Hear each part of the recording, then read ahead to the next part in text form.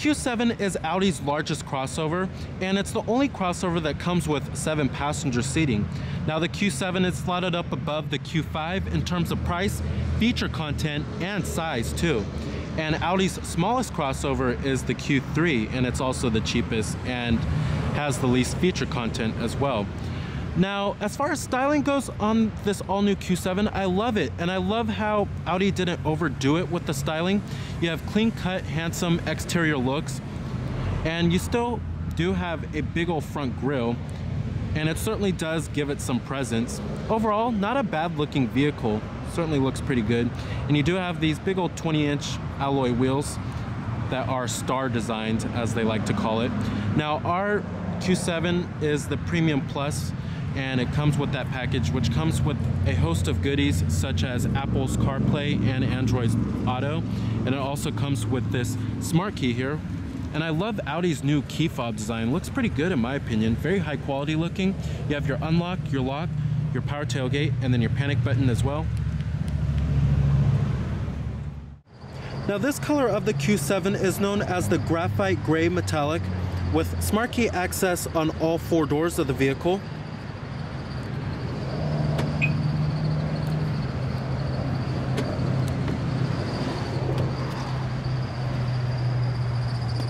Also comes with a full-on black leather interior. Power driver's seat with power recline and power lumbar.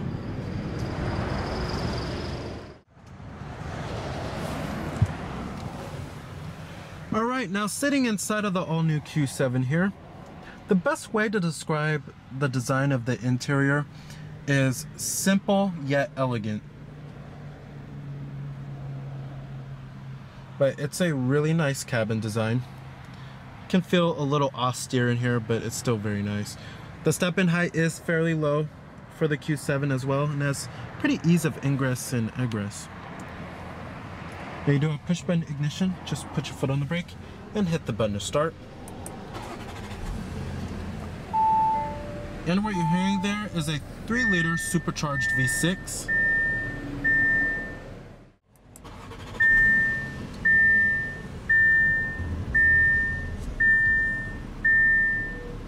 Full leather-wrapped steering wheel.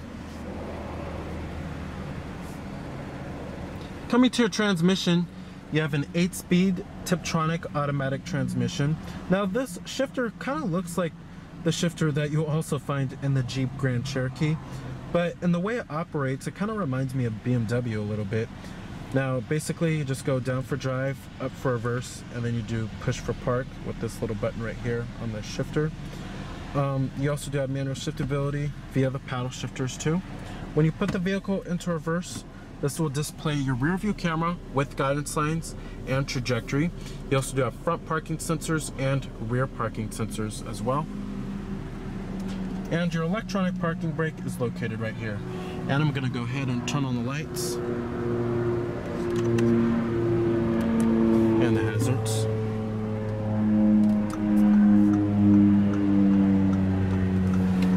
All windows are fully automatic in the Q7. Let's go ahead and pop up the hood, check out the engine bay.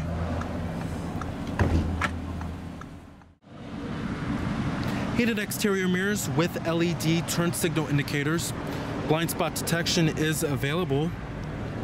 Now with this new generation Q7, Audi's main goal was to build upon the recipe that made the original Q7 such a success. You have 20-inch 10-spoke star design bicolor wheels.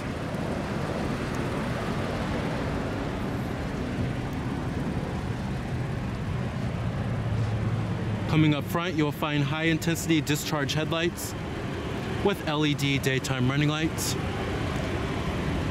You also do have headlight washers too.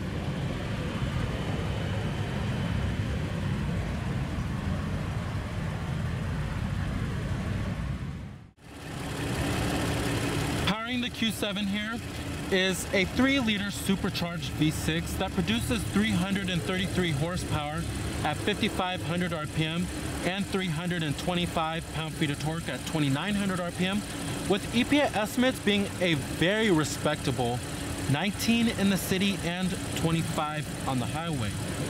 And all-wheel drive is optional as well.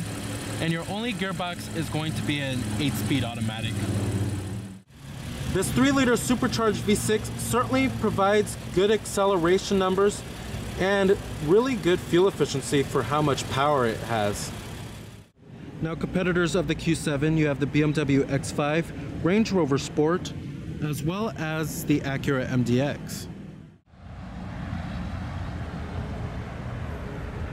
On the top right here, you do have roof rails, shark fin antenna. Coming to the rear of the Q7, you have LED taillights with LED turn signal indicators. Really good looking taillights here. And then you also do have rear reflectors and a rear window wiper with a rear window defroster, as well as a LED third brake light.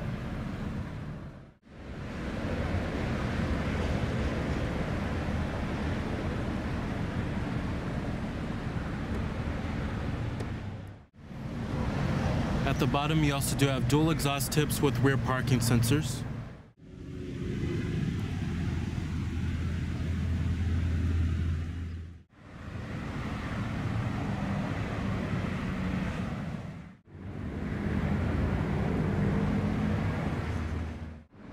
EPA estimates, like I said, are 19 in the city and 25 on the highway. Total vehicle price is $63,475. Of course, all of your basic power necessities, power windows, power door locks, and your power mirrors. And they do power folds.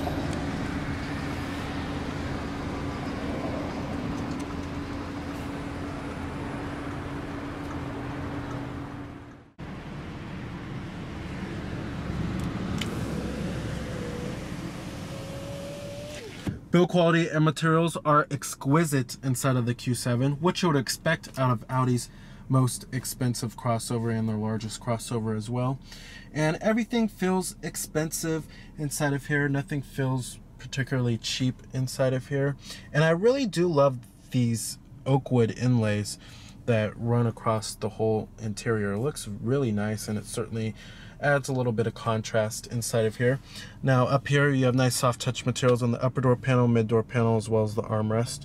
The dashboard is nice and soft touch as well. Build quality is excellent, no panel gaps or anything of that nature. Interior trim and pieces fit well together and they do not creak. Overall, this is a really nice interior from Audi.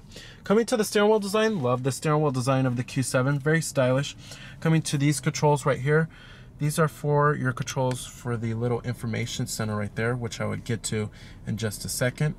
And then you have your controls for your steering wheel, and then you have your heated steering wheel button, and then you have your voice recognition, Bluetooth phone controls, all that good stuff.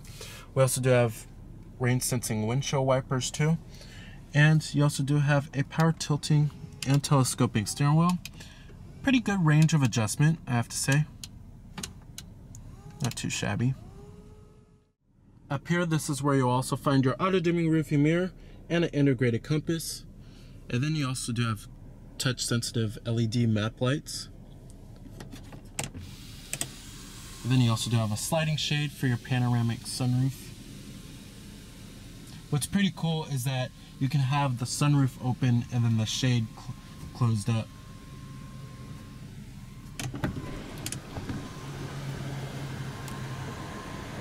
Definitely gives the cabin a much more airy feel inside of here.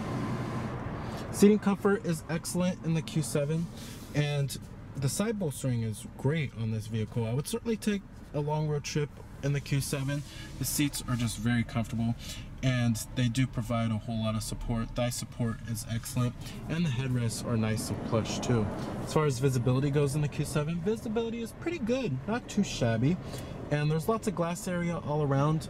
And I love this little quarter window right here. It does give a little bit more visibility inside of here. And then the A-pillars are very thin. Seeing out of the windshield is pretty easy too. And seeing out of the rear, when it comes to rearward visibility, it is okay back there, but it's not the greatest. But there are crossovers that are worse in terms of rearward visibility. Overall, visibility is not too shabby. Down here, you will find dual cup holders, a little storage compartment, and a 12-volt power outlet. This is also your touchpad for the Audi MMI interface, which I will get to in just a second. And these are the controls for the interface as well. Coming down here, you have another little storage compartment. And then this is where your center console storage is. Not a whole lot of center console storage. And storage is a huge thing when it comes to crossovers. That is a huge factor for many families, but not a whole lot of center console storage here.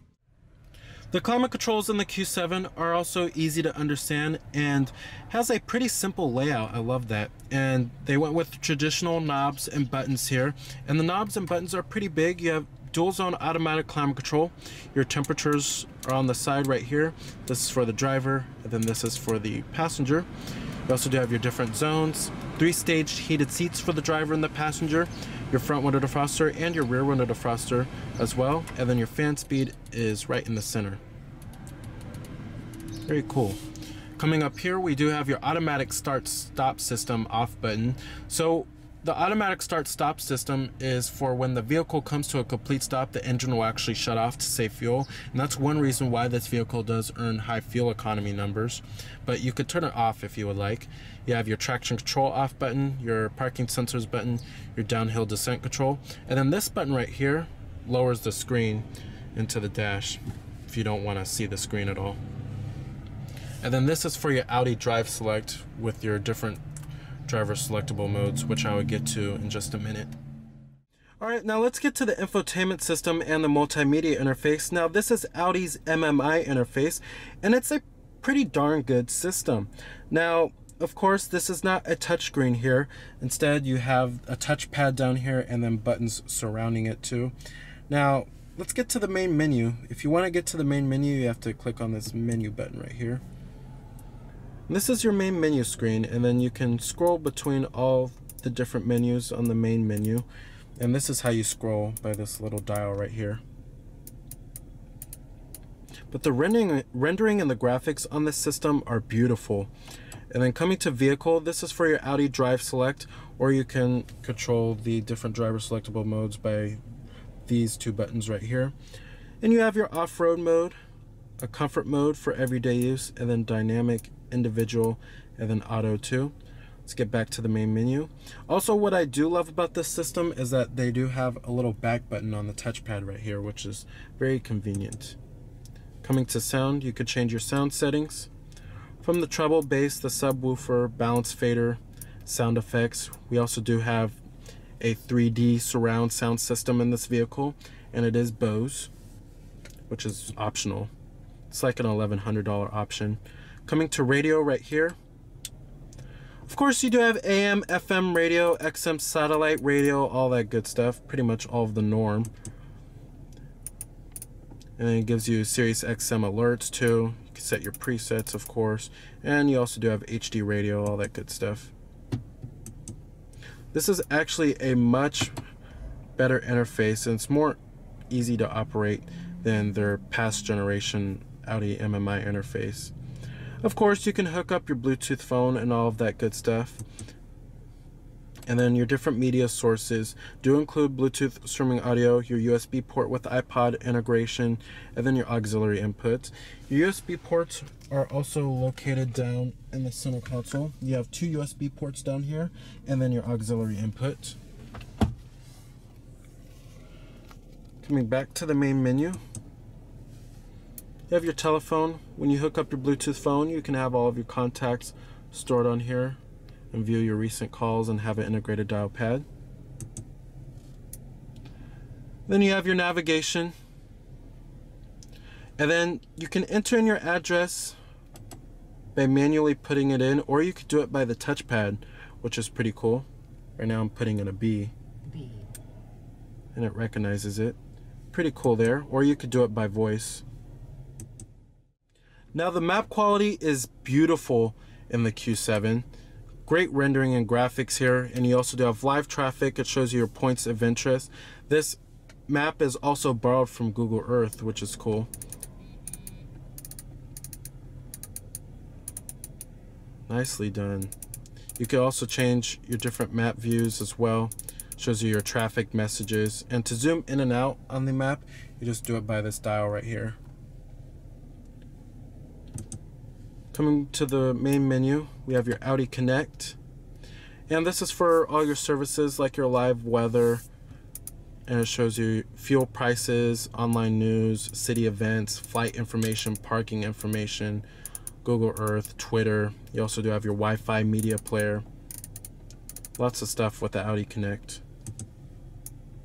And then right here you also do have your Audi smartphone interface. This is for your Apple CarPlay as well as your Google Android Auto. So you can hook up your smartphone onto the system and it pretty much gives you your whole smartphone interface on the system, which is pretty cool.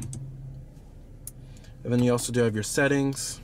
You could change many different settings from the language, the date and time, unit of measurement, your display brightness, connection manager. You also do have the speech dialogue system. You could change the factory settings. Many different settings that you could change on the MMI interface here. Then you have your system maintenance too. Overall, the Audi MMI interface is one of the best interfaces in the business, one of the best infotainment systems, and it's pretty user-friendly once you get used to it and once you get the hang of it, and it's a beautifully designed system. Now, coming to the gauges in the instrument cluster, we have your tachometer on the left as well as your coolant temperature, and then your speedometer as well as your fuel gauge. In the center right there, this is your information center. It shows you your fuel range, average MPG, as well as your average speed, gives you your long-term memory. And then you have any warning messages that it shows on the system. And then you can hook up your Bluetooth phone. When you hook up your Bluetooth phone, it shows you any recent calls or anything like that. It shows you if any phone is connected. And then you have notes right here. And then it gives you a little mini map too. It shows you turn-by-turn directions, which is pretty nice. And then down below right there, this is for your odometer, your digital clock. It shows you what mode you're in for your Audi Drive Select. And then it also shows you your exterior temperature readout too and what gear you're in. Pretty nice, and I love the rendering and the graphics of this LCD screen right here. Now, as far as front occupant room goes, there's lots of it. There's lots of headroom in this vehicle, lots of legroom, and I have lots of room to spread out, and I found a very comfortable driving position in this vehicle, and I'm about 6 feet tall. Now, as far as the way the Q7 drives, the Q7 has a very smooth and comfortable and compliant ride, and it's actually whisper quiet inside of here, especially at highway speeds. Now, the Q7 isn't as engaging to drive as the BMW X5 or the Range Rover Sport. However, it still feels pretty precise around corners and pretty nimble. And I'd say it's much better to drive than the Acura MDX. All right, and let's go ahead and shut down the Q7. Let's go ahead and check out the rest of the vehicle.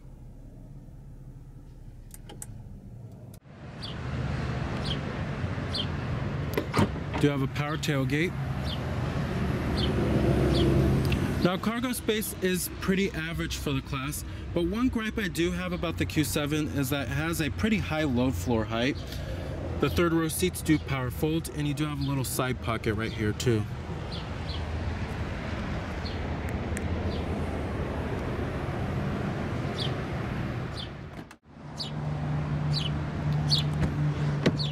Now, build quality and materials do follow through in the rear of the Q7.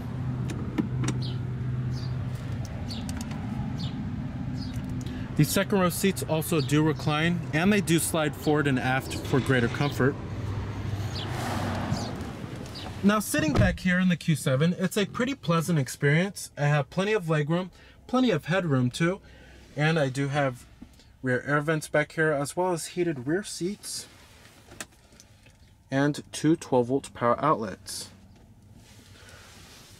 And then the seats themselves are also very comfortable and pretty supportive. Thigh support is pretty good. You do have your rear center armrest with cup holders. But overall, it's a pretty comfortable experience. All right. Now, the third row seat accommodations for the Q7 are pretty cramped for an adult, and it's certainly only recommended for small children. However, if you're looking for the best third row seat accommodations, I suggest checking out the Buick Enclave.